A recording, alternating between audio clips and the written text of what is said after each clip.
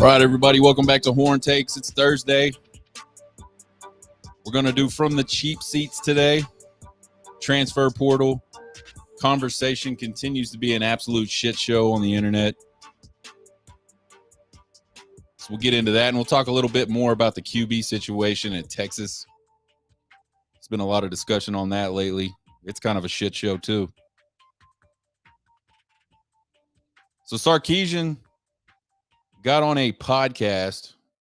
I forgot the name of the podcast. Apparently a pretty popular podcast. And they asked him about the transfer portal and asked him about guys entering into the transfer portal. His response was pretty straightforward. You know, the one thing we don't do around here at Texas is if you enter the transfer portal, you don't get to come back. And there was a lot of blowback on that on the interwebs. A lot of college football fans didn't really like that. I heard one guy mention that coaches get to leave for more money all the time. Why can't the players? Because that's really what the transfer portal is all about. Well, I think there's two reasons for the transfer portal. I think you have the players that are up and coming. You know, maybe they were late bloomers in high school, and but they were talented enough to go play Division I football or maybe Division I AA football, and then they grew up at some point. They developed themselves to a point where now they're good enough to go play at the bigger schools and cash in on some of that NIL money that everybody's talking about. So there's that situation, but then there's also the guys that wind up at school. They're highly rated guys at a high school, and they just can't quite cut it at the school they're at. And so a lot of these kids today, they want to move on the second they face any kind of adversity.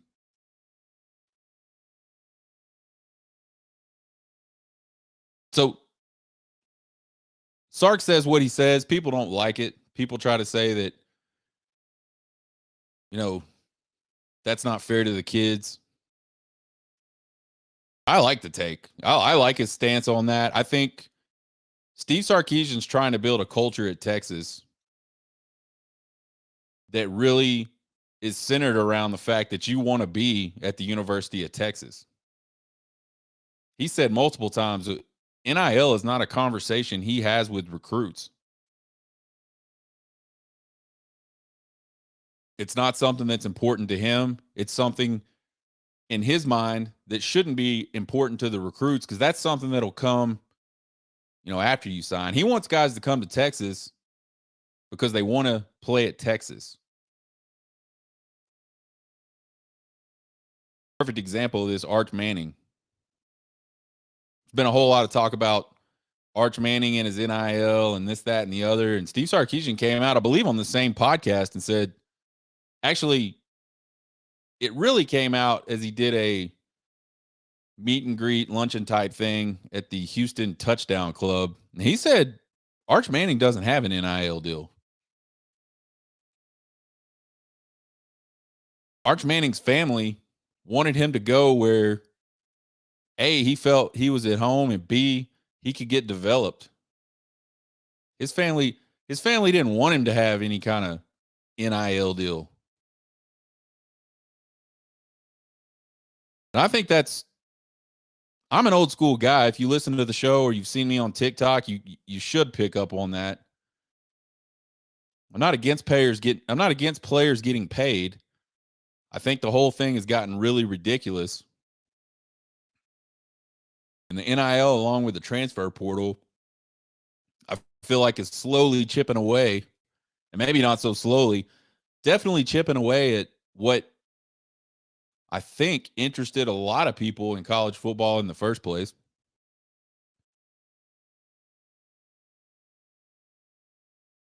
But these blue chip guys, they gotta readjust their expectations.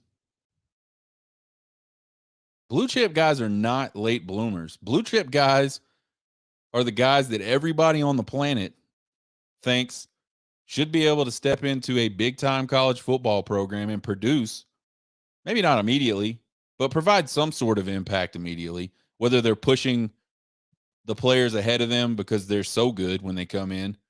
And maybe some of them are coming in and making an impact. And maybe their first fall on campus, they do see the field quite a bit.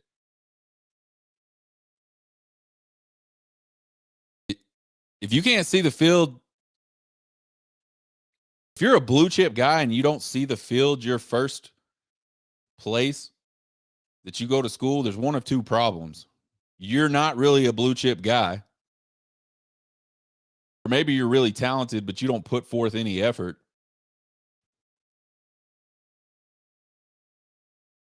Or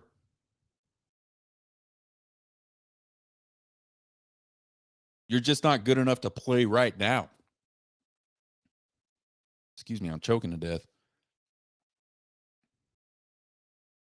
Some of these guys have to wait, and there is like no appetite anymore for these guys to wait.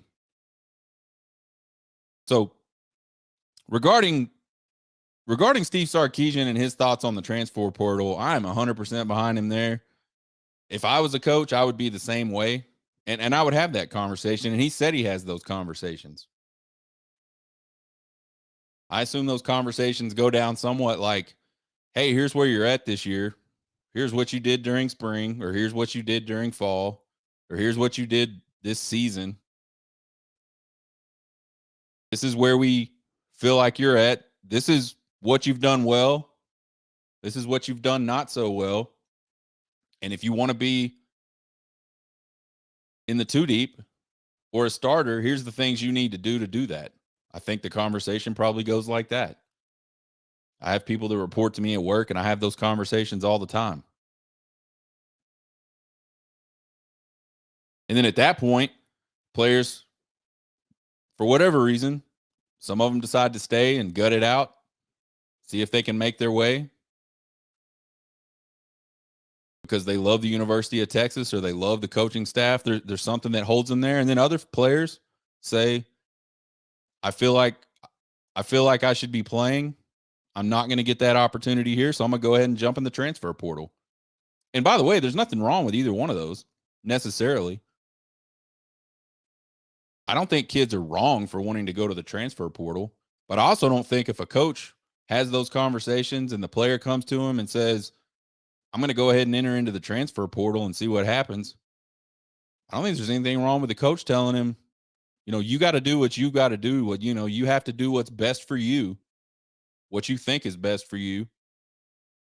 But if you go into that portal, there's no coming back to Texas. You don't get to go into the portal, spend a few weeks, decide that the grass wasn't greener, and then come back and try to join this team again. So I like it. A lot of people don't like it. There was a lot of commentary on the internet about it. I got no problem at all. Probably the biggest story the last week or so regarding the transfer portal is all this mess with Coach Prime and CU losing multiple players in the portal. And by multiple, I mean 51 players have entered into the transfer portal since Deion Sanders was announced as the head coach at at Colorado.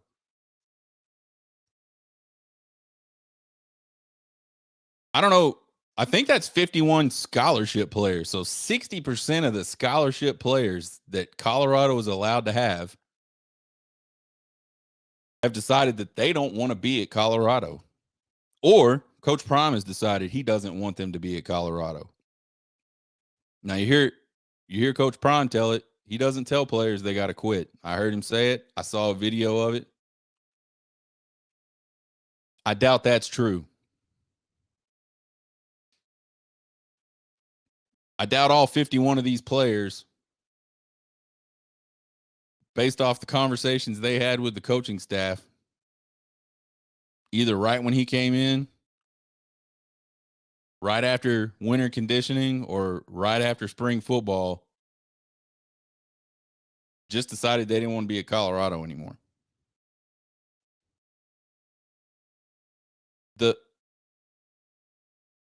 The real areas of concern, if you're a Colorado fan or you're in the Deion cult, or you're just really interested in this whole Colorado story, the real concern should be right now today, there are only 4 defensive linemen on that roster. There's only 10 offensive linemen on that roster. Now they got some help coming in the summertime with signees from this last recruiting class. But 4 down linemen, you can't play with 4 down linemen. I mean, I guess you can go play. You can't compete with 4 down linemen. 10 offensive linemen, that's kind of the area that Texas found themselves in when Steve Sarkisian first got to Texas, due to just some really, really bad recruiting by Tom Herman and his staff at that position.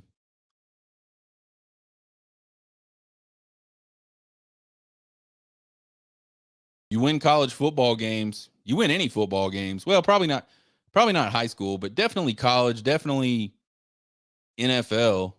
You win games on the offensive line and the defensive line. And Colorado right now is not ready to even be in a conversation about winning games if you just look at the personnel that are sitting on their roster right now for the defensive line and the offensive line. So all this stuff comes out, and then you start seeing all these people respond to it, and there's all these conversations that get sparked, and all this discussion that goes on the internet about this whole Coach Prime and this whole Colorado situation. And there's really 2 camps. You've got one camp that says, man, this is a problem for Colorado. And then you have the other camp that's like the Baghdad Bob of college football. For those of you that don't remember, back in 2003, when United States forces and coalition forces invaded Iraq for Operation Iraqi Freedom, and hell, it may have been even back during the original Gulf War. I think it was back during the original Gulf War.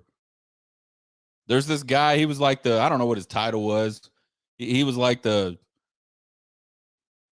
don't know, communication minister or some similar such shit, czar of Iraq. Would go on these, he would do these press conferences during this whole assault and basically just lie to his people, talking about how, oh, there's nothing to see here. There's no Americans anywhere near Baghdad. They're all going to die. You can go look it up. You can go look up Baghdad Bob on the internet, and there'll be like a myriad of quotes by this guy that were just absolute pure and utter bullshit. And the whole point, he was trying to just sort of deflect away from what was actually happening. And there are a ton of people on the internet, TikTok, various websites, I'm sure YouTube, Facebook, probably Twitter, all the social media platforms. There's tons of people that are just really, really dug in on how none of this is a problem for Colorado, which is absolutely absurd. So let's talk about it. Let's talk about how this is a problem. At some point, you have to have a team to put on the field. Right now, Colorado has 20 scholarship players. 20. Less than 25% of what they are allotted to have.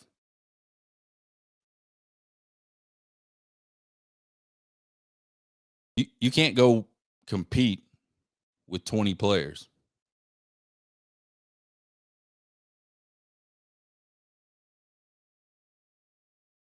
Then you have all this false bravado bullshit when Deion Sanders first became the head coach at Colorado, how he showed up, the discussions he had with his team. And I think a lot of people reacted differently to those discussions. I did a TikTok video about it. I may have talked about it on the podcast and put the video up on TikTok. And I talked about how I didn't really like his approach there. I mean, it's his team. He can go do what he wants to do, but his approach was, I'm here now. I'm bringing my luggage, his Louis Vuitton luggage. And basically, some of y'all are going to have to go.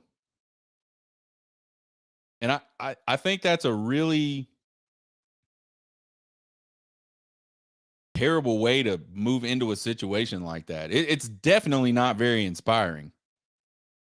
If I'm a player sitting in that room and the coach comes in, I think a lot of those players were probably pretty excited.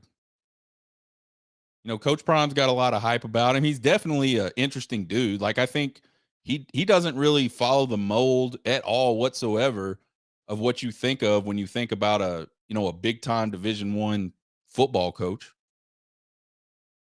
And I think a lot of that is cool. I think a lot of that is interesting, and I think a lot of that appeals to sort of the younger generation, these younger college kids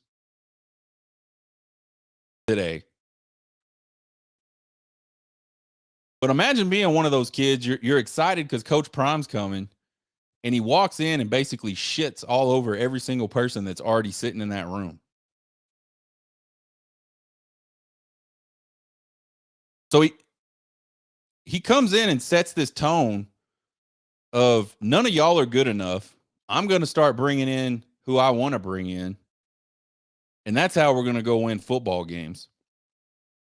He talks about, how we're going to be able to recruit and a lot of this is again fed by the internet and fed by reaction on the internet. You got all these people out here running around talking about how Deion Sanders is going to just set the world on fire recruiting and how he's going to just kill it in the transfer portal. And we haven't seen any of that. And I think for Deion Sanders, that's a big problem.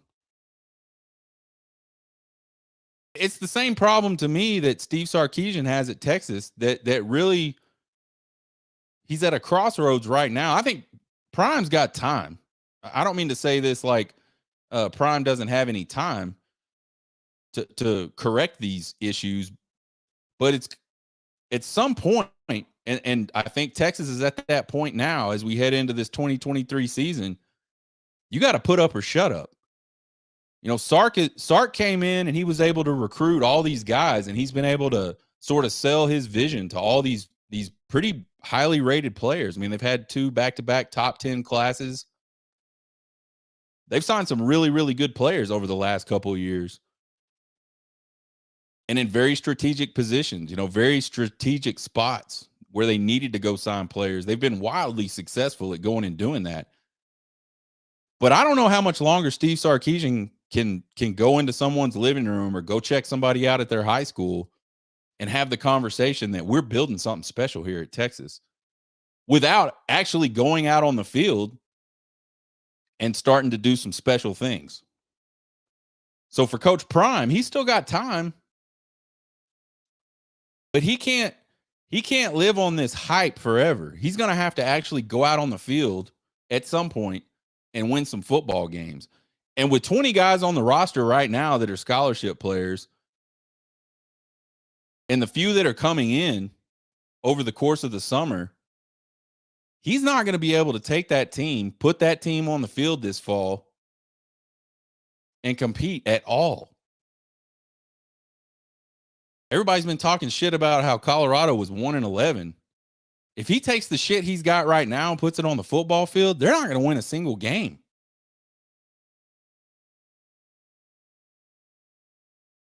So we all know Deion. We all know Coach Prime. He's always been sort of this boisterous guy. He's always been a talker.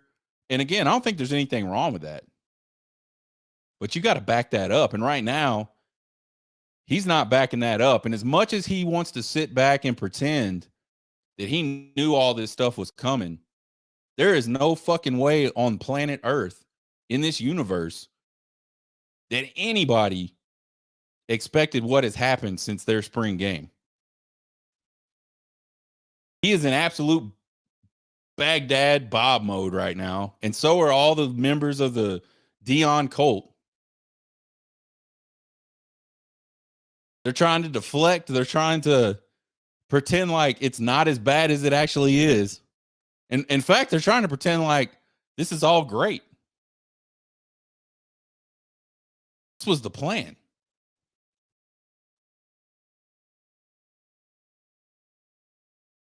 So as soon as Coach Prime got that job at Colorado, a lot of people started voicing their opinions, and I came out and said Coach Prime has a big time uphill battle at Colorado. All these people thinking and there was people talking about how they were going to compete for the Pac-12 championship next year. Just ridiculous shit.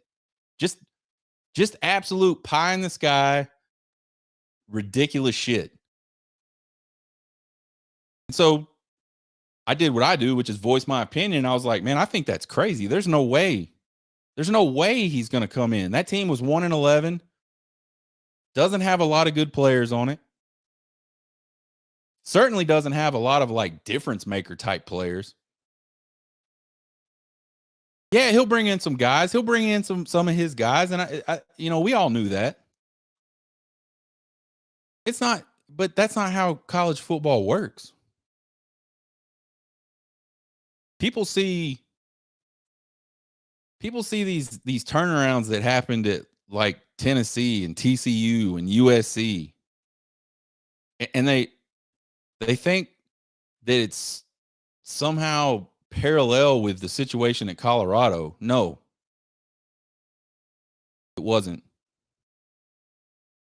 Colorado, before Deion got there, it was a fucking dumpster fire.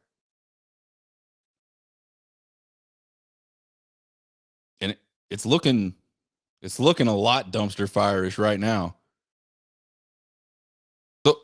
So we talked about, this is a tough uphill battle. This isn't going to be a simple fix. This is going to take time if it happens at all. Got a lot of pushback about that, and that's fine. Everybody has their opinion. I can respect other people's opinions, and I can also say, you don't know what you're talking about. You're not living in reality. You're in some kind of fantasy land. And so now he's lost like so much of that shit team that he inherited. And yeah, he's brought in some guys, and he's got some guys on the way from his recruiting class. But Prime or not, these kids that are transferring, like, you got to give them a reason to transfer. You got to give them a reason to want to be there. What is anybody's reason to want to go to Colorado right now? It's fucking cold all the time. It just snowed on their fucking spring game. They're not good. They're in a conference that can't get a TV deal signed. They're in a conference that may or may not be a conference soon.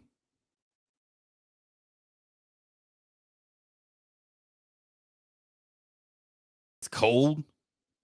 It's Colorado. There ain't shit to do there unless you like to ski, hike mountains. And despite the fact that Coach Prime played in the NFL, had great success in the NFL, and had some pretty good success at Jackson State, you can't really point to anybody and say, man, Coach Prime has developed all these players. Coach Prime puts people in the NFL. And, ultimately, I think that's what most of these kids' goals are go to the NFL. He can't say that yet. Coach Prime, outside of the hype, if you really step back and look at Coach Prime and what he has done as a coach, outside of the hype, he has nothing to offer. That doesn't mean that'll be always the case. If he can turn around Colorado, he'll have a lot to offer. And at that point, all bets are off. But right now we're talking about these. He's going to have to try to bring a shit ton of guys in from the transfer portal. There's a couple problems with that. All the good transfer guys are done. They've transferred. Like, there's not going to be any more good transfer guys between now and fall. Certainly not enough to fill up Coach Prime's roster, even if he could land every damn last one of them. The guys that will transfer between now and fall. A lot of those guys have really small windows of time left to play football. Do they really want to go be a part of a program that's not proven, is in a bad conference, is in a conference that may not even be a conference soon, is coached by a guy that really hasn't proven he's a good coach? It's fucking cold. Man, I don't think a lot of guys want to go into a complete rebuild mode. A lot of these transfer guys, I do not think that they look at Colorado and go, man, that's an appealing place to be.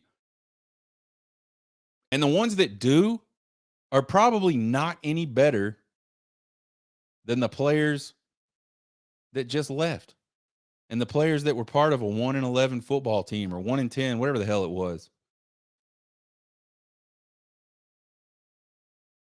He would have been better off keeping all the players off that shitty team because at least they would have been a team.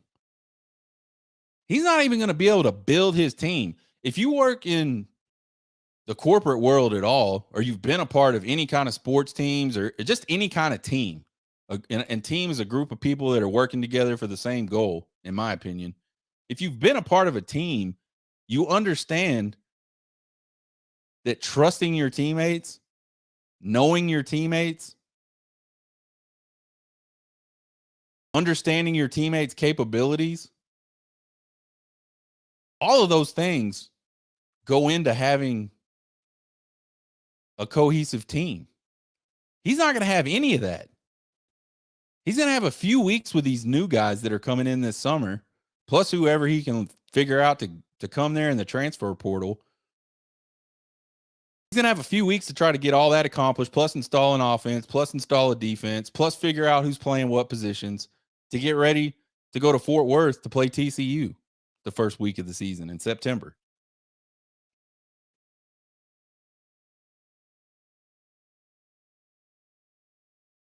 Perception is reality, folks. I think we all realize that. You can look at it and say, oh, this was part of the plan. We all knew this was going to happen. But the perception is that Deion came into this as a great team builder, as a great roster builder. And right now, all he's got is a big fat fucking exodus out of his program. And now he's got to be standing there looking around going, oh shit, what do I do? Am I going to even have 85 scholarship players?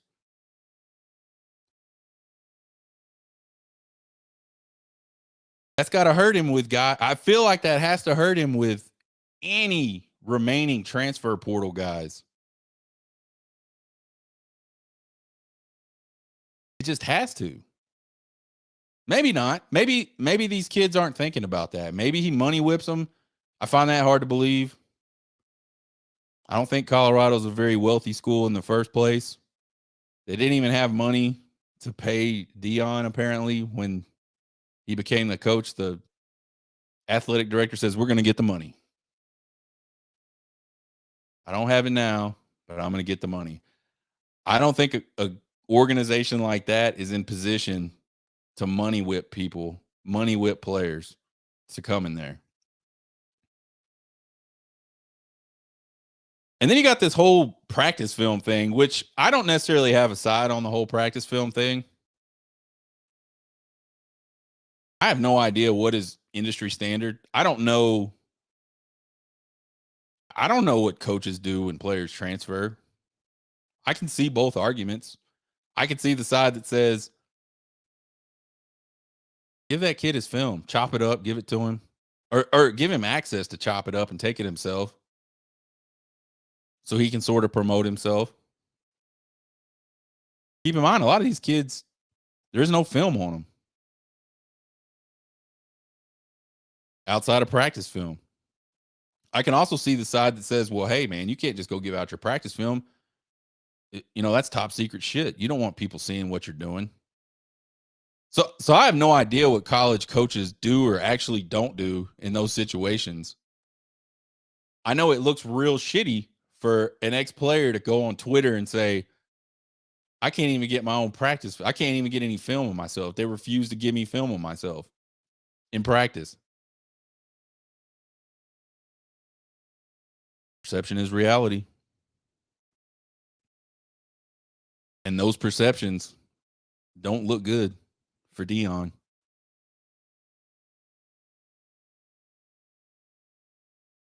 So there's just a few of the problems that any sane person that's not just a 100% lifelong, lifetime member of the Deion cult should be able to see and understand.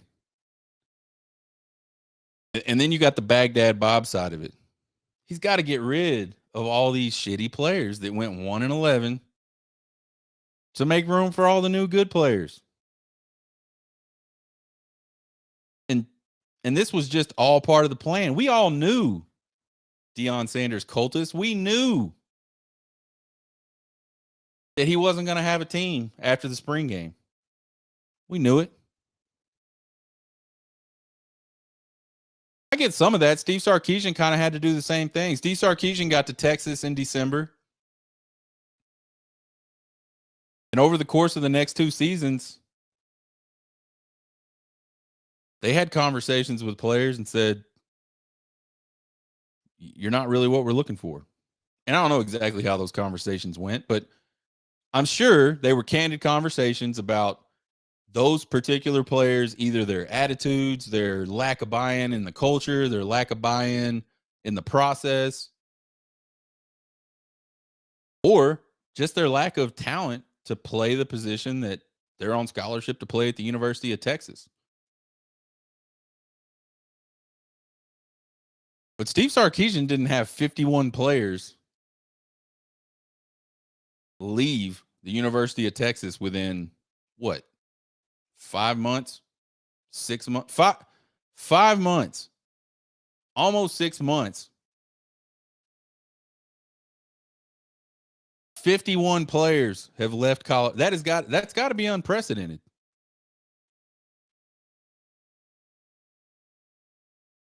When all the math is all mathed out and said and done, they got 61 scholarship players that should be there for fall camp. You can keep 85. So where the hell is Deion Sanders going to find 24 guys that are good quality players that can help that program between now and fall camp?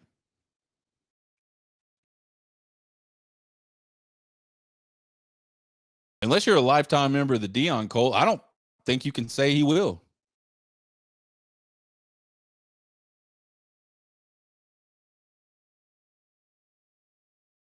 Man, they're all out on the internet now with their hands up.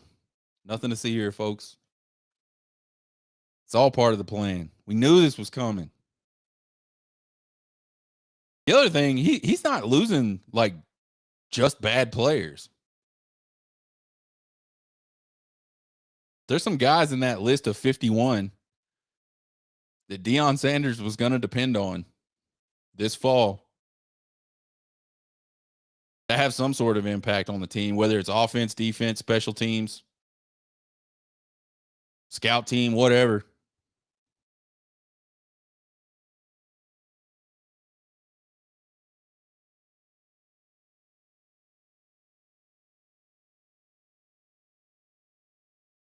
The cult of Deion has its collective head planted firmly in the sand on this.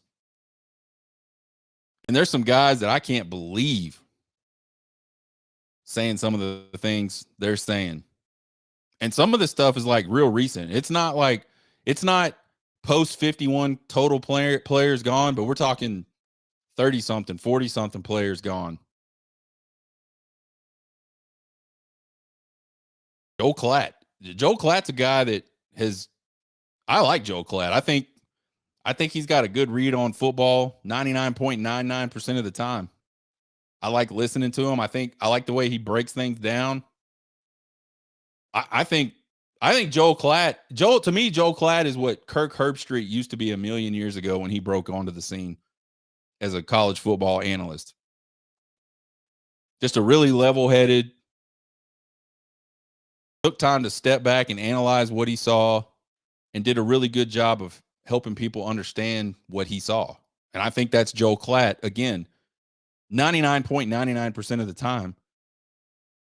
But he just said the other day, he thinks Colorado's going to win 6 games next year based off of what he saw in the spring game. Now, I don't watch Joel Klatt's podcast all the time. I see snippets of, what gets thrown up on TikTok.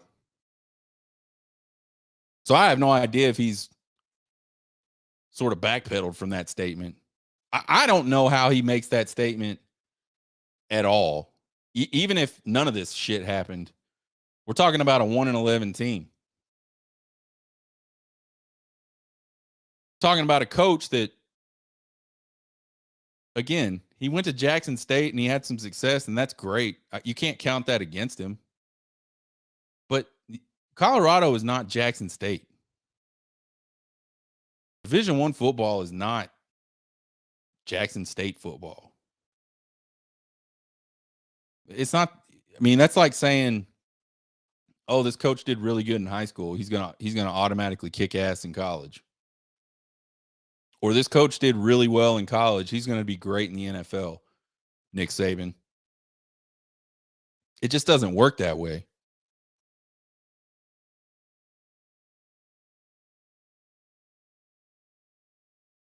Joe Klatt says 6-1. Joe Klatt is a flag-bearing, flag-waving, lead head honcho member of the cult of Deion right now.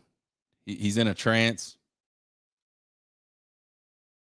He's drinking all the Colorado Kool-Aid right now and going back for seconds. There is no fucking way Colorado's winning 6 games next year.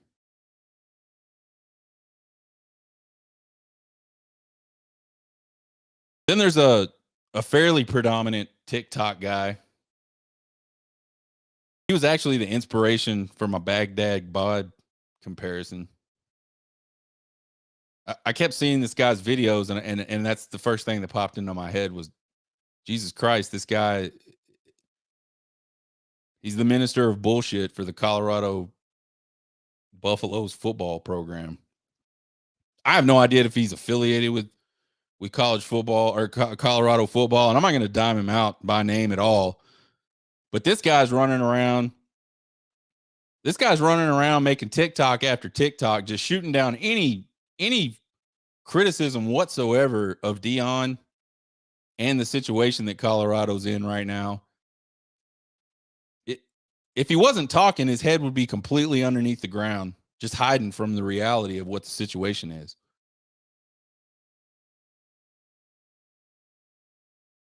He had 45,000 fans at the spring game. It was the only spring game ESPN aired. It's all hype, man. It's all bullshit. ESPN knows they could sell that shit because they knew Deion's going to go out there in a fucking cowboy hat and some sunglasses. Whatever the hell else. He's probably in a fur coat. I can't remember. I saw his ass dancing out on the field. I didn't actually see the game. I've seen clips of all of this on TikTok. It's a fucking circus. They're selling a circus. And right now, that's all Coach Prime has is fucking circus. And the problem with having that and only having that is people eventually realize it's just a circus. If there was any other coach in this situation, in any other school in this situation, everybody, even the most diehard fans of that school, would be sitting back and going, this is a giant fuck.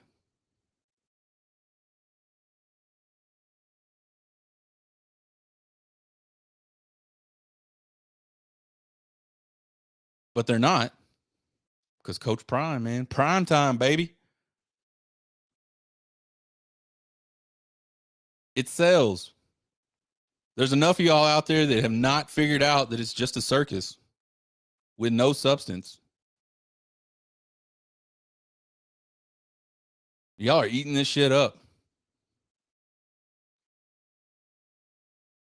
By the way, I don't understand why Deion Sanders gets to go sit in a press conference inside with his sunglasses on and nobody says shit about him. But the second I wear sunglasses every single time I do a podcast or stream live, people always get in my comments and talk shit about my sunglasses. It's bullshit. So if it's not completely clear to you at this point, my opinion is Colorado is 100% in a really bad spot right now. Coach Prime is in a really bad spot right now. He's in a spot that, despite his "this was the plan, we knew this was going to happen" attitude, he did not know this was going to happen. And yeah, he's got some good players to come and follow him to Colorado. Some of those players have already entered the transfer portal.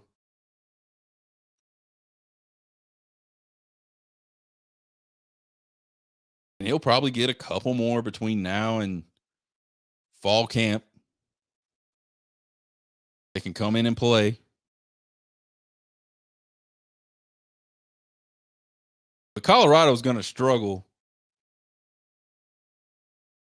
to win many games. They definitely ain't winning 6.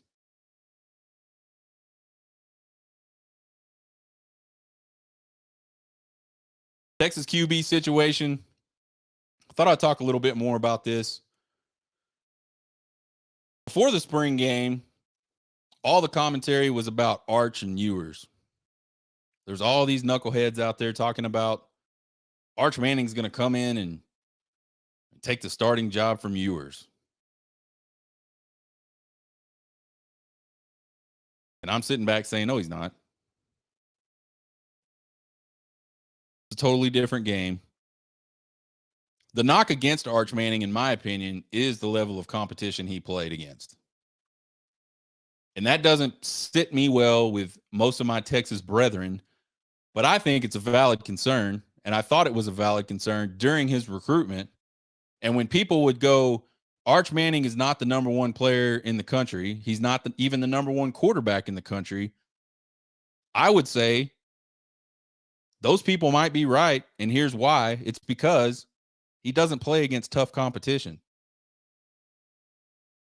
So I knew that the jump that Arch Manning was going to have to take to go from the competition he was playing against in high school and be in any position to seriously compete for any sort of playing time, much less outright winning the starting role at Texas, the odds of that were going to be very, very long. Despite all that, you had all these guys that thought Arch was going to jump Ewers. Despite the fact that his family and Arch Manning said, our plan is to redshirt. We want a red shirt. And despite the fact that Steve Sarkisian said, right now the plan's to redshirt him, but we're going to let this thing play out. Despite all those things, there were still people that were 100% convinced that Arch Manning was going to beat out Quinn Ewers. After spring, the new and this is Texas fans. Texas fans are notorious for creating QB controversy when there's not a QB controversy. I would never want to be the starting quarterback at Texas because 98% of the fan base thinks the guy behind you is better almost every single time.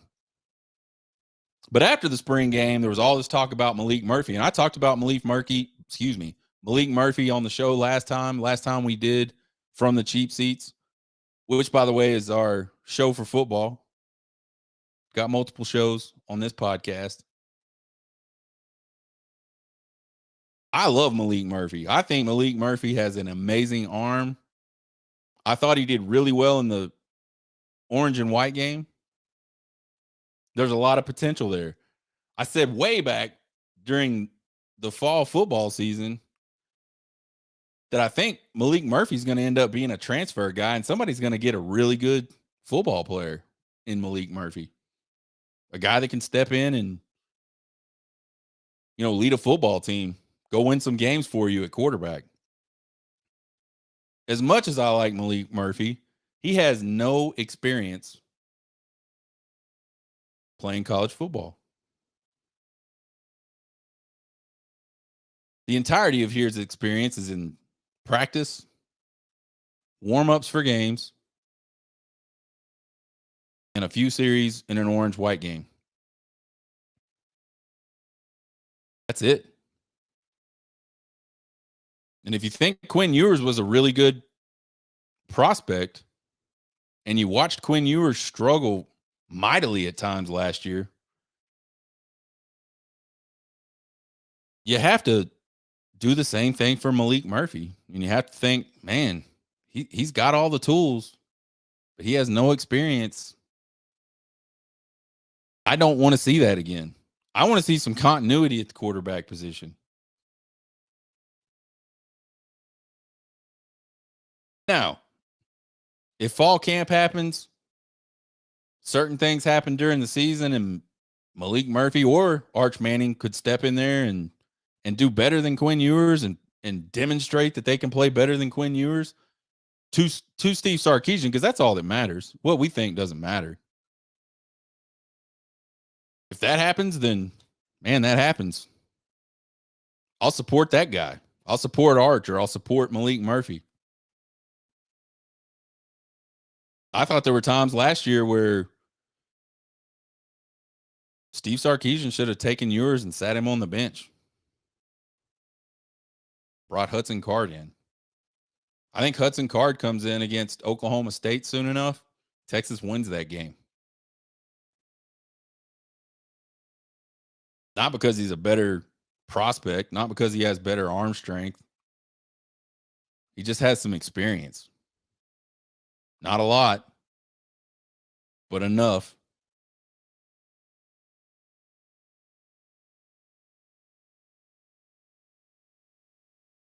Sark kind of put all that to bed right after the spring game.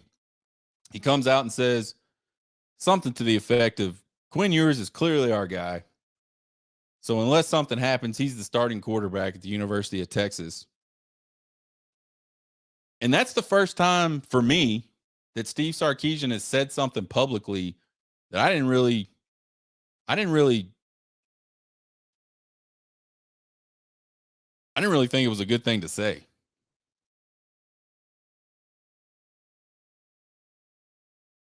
Sarkisian talked all leading up to spring practice and all through spring practice about the competition. Everything's an open competition. If Arch can come in and win this job, that's what we want. We want these young guys to push the guys that are ahead of them. We want everything to be a battle. We want people to earn everything they get. I think that's awesome. That's what things should be on a football team. There should be no promises. There should be no, this guy's been with us for 2 years as a starter. That means he's automatically a starter next year. Bullshit. If you're not leading open competition every time you can in a college football program, then I think you're doing a disservice to your college football program. You're going to wind up with a group of entitled people that just aren't very competitive. I think that's one of the reasons Texas ended up where it ended up.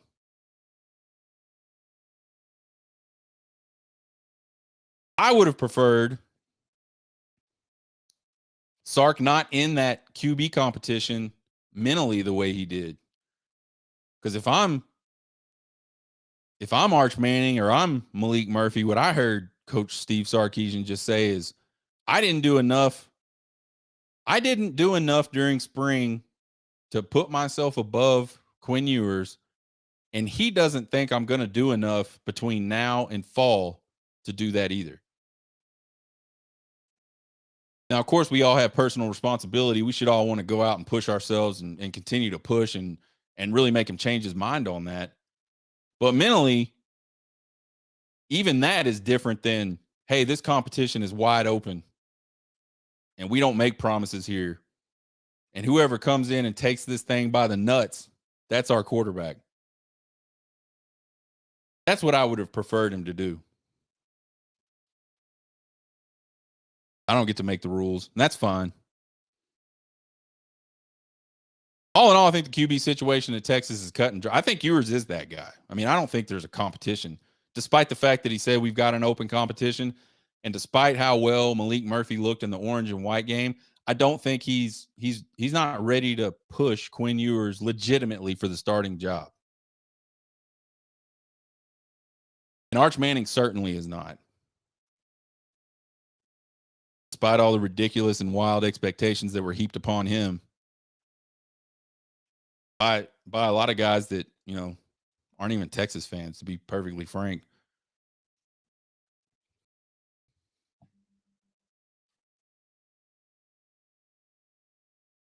So that's from the cheap seats for today. I'm sure some more shit will happen, and we'll do another from the cheap seats next week. Join us tomorrow for the bullpen. We're going to talk about that. I don't even really bad OU baseball series and the midweek against Texas Southern. Subscribe to the podcast anywhere you listen to podcasts. If you don't want to subscribe, you can go to horntakespodcast.buzzsprout.com and find all the episodes.